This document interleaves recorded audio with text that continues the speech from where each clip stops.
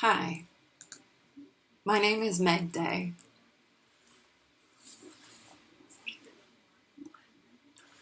Today, I want to share with you my connection to a poem called The Aureole. And it's written by a poet named Nikky Finney. When I was growing up, I really felt like my experience of the world was different. I felt alone a lot of the time, or isolated somehow. Now that makes sense to me. I'm genderqueer, I'm deaf, but I often choose to use my voice. I felt different because I was different. I am different. None of my identities really fit comfortably into a box.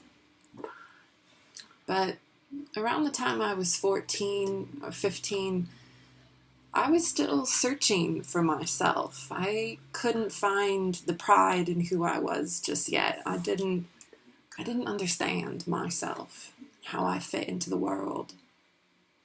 I just knew that in my gut there was something about me, something about lesbians or about loving women that was dangerous and also holy. That those two things were true, both of them at once, but how? Finney's poem shows me that I have a queer lineage. And yes, it's a queer lineage that includes pain, but not just pain, also survival and thriving, pride, desire, joy. I think poems help us understand how to take many truths and hold them at once, even if they contradict each other. I think this poem is like a guide and a promise. And I wish my 14 or 15 or 16-year-old self could have encountered this poem and noticed how in many ways it was a mirror.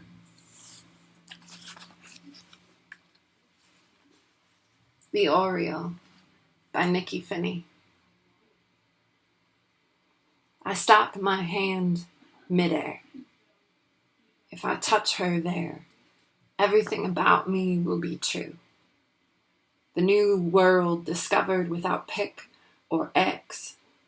I will be what Brenda Jones was stoned for in 1969. I saw it as a girl, but didn't know I was taking in myself. My hand remembers, treading the watery room, just behind the rose-veiled eyes of memory.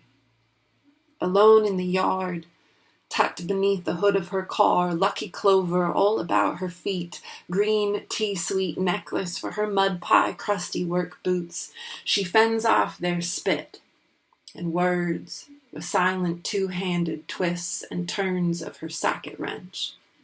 A hurl of sticks and stones, and only me to whisper for her from sidewalk far, break my bones.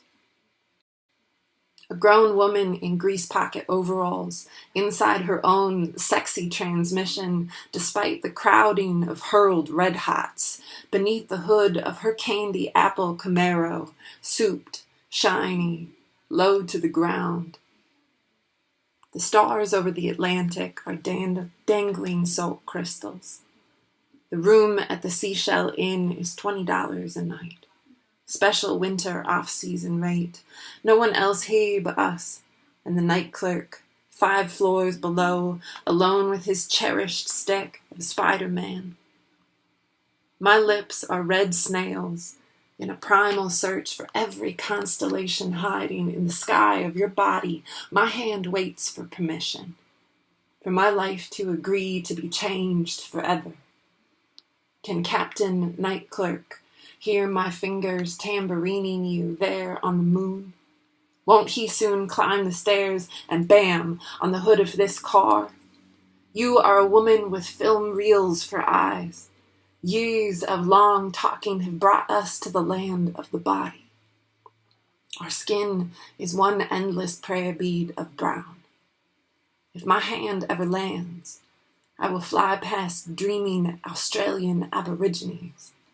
The old claw hammer and monkey wrench that flew at Brenda Jones will fly across the yard of ocean at me. A grease rag will be thrust into my painter's pants against my will. I will never be able to wash or peel any of this away. Before the night is over, someone I do not know will want the keys to my '55 Silver Thunderbird. He will chase me down the street. A gaggle of spooked hens will fly up in my grandmother's yard, never to lay another egg, just as I am jumped, kneed, pulled finally to the high ground of sweet clover.